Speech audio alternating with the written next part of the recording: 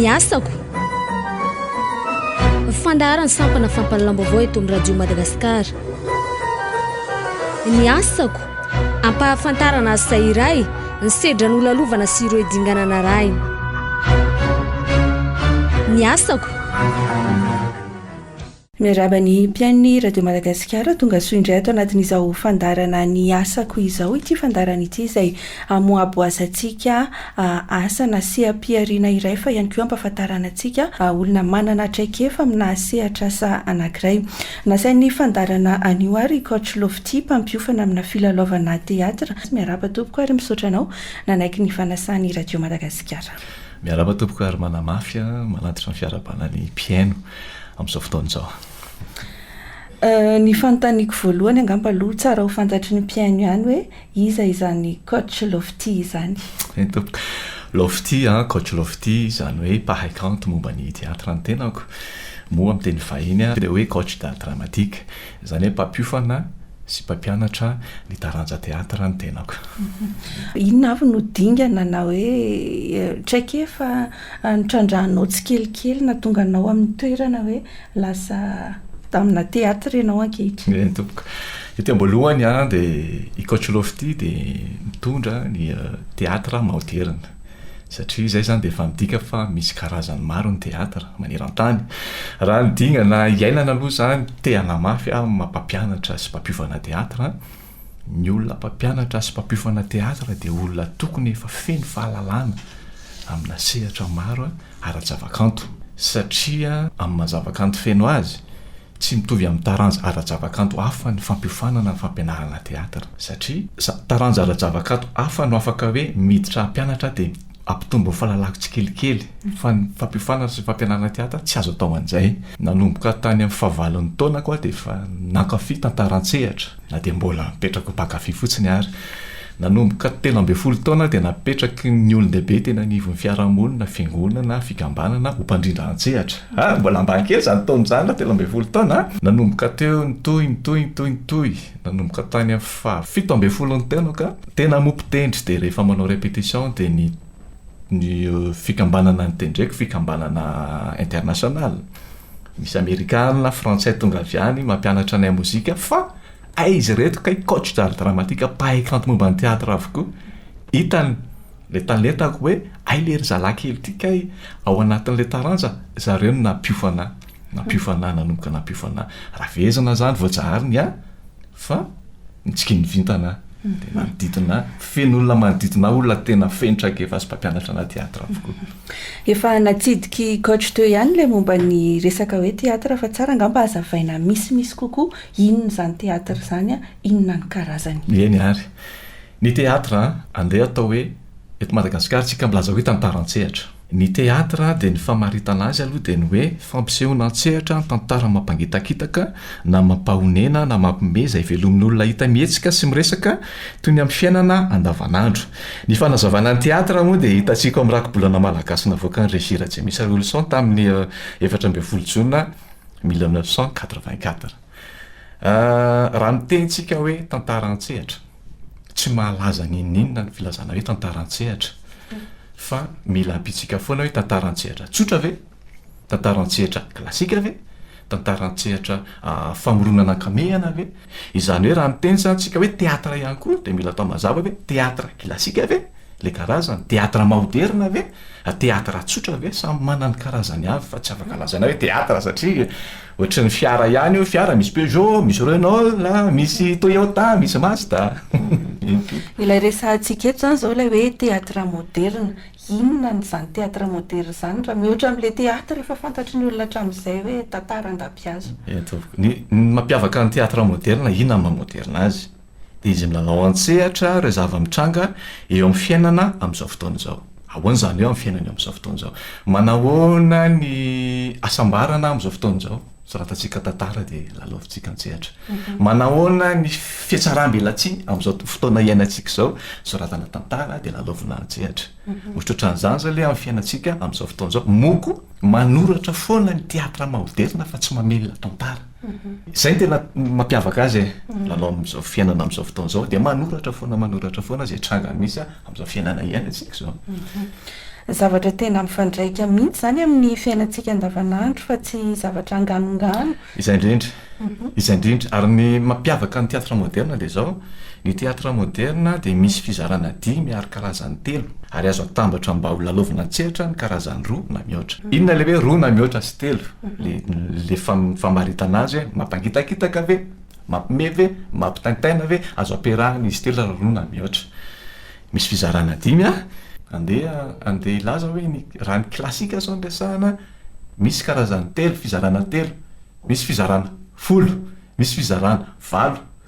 Fa ny teatra moderna dia mipetraka ho fizarana 10 arakaraky ny lohahevitra mahatonga azy midana hoe 3 satria raha lohahevitra fitiavana zao makalehibe raha fizarana 10 zany izy tarika lavabe.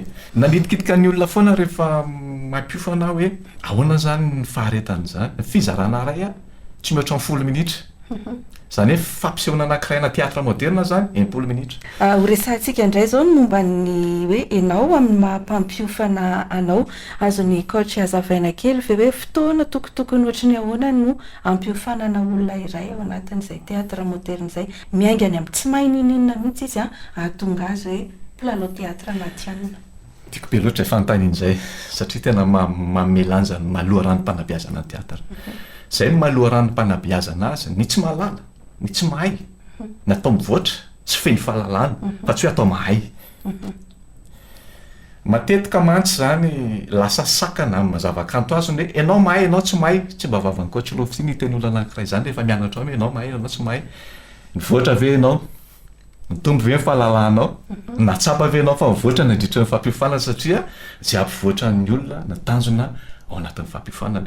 Mety mipetraka ihany le hoe andeha hilalaoana izy fa ny filalovana an-tsehatra ny teatra moderna ne fa nambo ho an'le olona nianatra anontaniany tenany hoe mivoatra ve za fa tsy fanehoana hoe izy za reto fa mivoatra fanabeazana ny teatra ianarana. Be dia be ny olona diso hevitra hoe fialamboly. Azo avaiko tsara fialamboly ho ampijery fampisehoana teatra fa fianarana ho an'ny mianatra azy fa tsy fialamboly ho an'ny mianatra azy. Tsy misy mihitsy hoe zanantsika na olona fantatsika endany ianao mianatra anglais dia ndana miala voly re mianatra anglais na ndana mianatra matematika ndana re miala voly mianatra matematika toy izay ny teatra taranja. Amin'izao vanim-potoana iainantsika izao mety hoe raha ny tena zava-misy eny amin'ny fiarahamonina zany ohatra hoe nilozan'ny olona zany teatra zany vitsy ny olona sisa mahafantatra hoe inona no ilana ny teatra, aiza ny toeran'ny teatra ankehitriny ianao ngamba no afaka maly an'izay. Izay indrindra no antony joroky nanomboka ny taona 2024. Ny antony sy ny tanjon'ny joroky dia ny hoe hamerina indray laza sy ny lanjan'ny teatra eto Madagasikara indrindra amin'ny maloha ranom-panabeazana azy. Satria manamafy foana ny teatra tsy mipetraka ho tantara fotsiny fa mataranja sy fanabeazana azy. Maninona ny hoe fanabeazana inona zavatra tsy hainao ianarantsika ao. Matitsika mampiana-janaka any an-tsekoly no tsy fahalalana zay atao mahay zavatra izy. Ninona zavatra tsy haintsika ianaranao amin'ny teatra moderna. Fandraisana fitenenana mason'olona, maso mahoaka ianarantsika ao, fahalalam-pomba ianarantsika ao. Ary iady entanivon'ny firenena malagasy ty, iady mafy mba ho solo ny taranja éducation civique ny taranja teatra. Inona coach no tanjon'ny fampiofanana ao anatin'izay teatra moderna izay? Raikitra. Zao i coach lofty aloha aleo zava-tsara. Tsy mitantana tarika mpanao teatra i coach lofty fa tena mitoetra ho mpampiofana. Mampiofana olo coach lofty mba ho tonga mpilalao ny olona ray mba ho tonga mpanoratra ny olona ray na mioary na mihoatra, mba ho tonga mpandrindratrehatra ny olona ray na maro na mihoatra, mba ahafahan'ny teatra miaina sy ho mari-toerana tsara hatrany eto Madagasikara. Ity mantsy tena reto fototra telo reto ny orenan'ny teatra indrindra fa ny teatra moderna. Mpilalao, mpandrindratsehatra, mpanoratra. Rehefa tsy misy ireo tsy izy teatra moderna. Zay mahatonga ny mila miofana aloha ny olona mba ho mpilalao satria rehefa avy miofana ho mpilalao izy dia miofana ireo mpandrindratsehatra. Tombo ny fahalalany izy miofana ho mpilalao.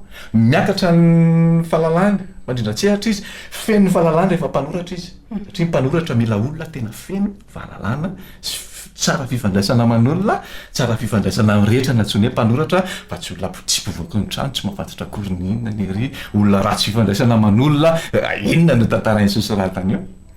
zay ny tanjony fampifanana mba tena fany teatra miorona so mioro-paka tsara eto Madagasikara. Miorona sy mioro-paka tsara eto Madagasikara hoe anao dia izay mihitsy nitodian'ny fanontaniako farany hoe manahoana ny teatra eto amintsika amin'izao. Io zany na miresaka tsena io, na miresaka tsena ny teatra io, na miresaka izay fampifanana efa niresantsika teo izay, na hoe ireo mpandray anjara ao anatin'izany teatra izany eto amintsika. Mahita fa tsy sasapoana ny fijoroako satria mahita amin'izao fa miverina ny lazany sy ny lanjany. Inona kosa ny antony nahatonga ny miverina ny lazany sy ny lanjany? Tsy maintsy atao foana ny fanentanana sy fiantsoana olona. Zay mahatonga ny coach lofty manao atelier miantso atrikasa foana. Ny atrikasa miaraka amiko mahay mampona efa miverina ny lazany ka sy ny lanjany ka. Satria inona koa proof fantan'ny olona fa ay ty teatra ty ka taranja ary ho an'ny olona rehetra tsy manavaka ny sokajy taona toy ny taranja ara-javakanto hafa ny teatra moderna fa na lehibe na tanora na ankizy na lehibe ndao foana. Amezako azy hoe manasa ny olona rehetra mahantatra ny teatra moderna ty. Misy ny page ampiasain'ny coach lofty vaovaon'ny teatra moderna. Ary fa ao avokoa apetraho ny fanontaniana raha misy manitikitika anareo mankasitraka anareo nanasa dia mankasitraka malagasy rehetra praitandrazana nitovy amiko. Mankasitraka anao ihany koa nanaiky sain'ny fandarana ny asako tamin'ny tian'io ity dia tahaka izay sy tahaka izay zany izany atao hoe mpampiofana amina resaka teatra moderna zany eto amintsika. Mankasitraka antsika mpian'ny Radio Madagasikara ihany koa nanaraka ny fandarana hatramin'ny farany. Veloma tompoko. Veloma tompoko. Ny asako fandaharana sampana fampalalambavao eto amin'ny Radio Madagasikara. Ny asako ampahafantarana asa iray ny sedra ny olalovana sy ireo dinganana ray. Ny asako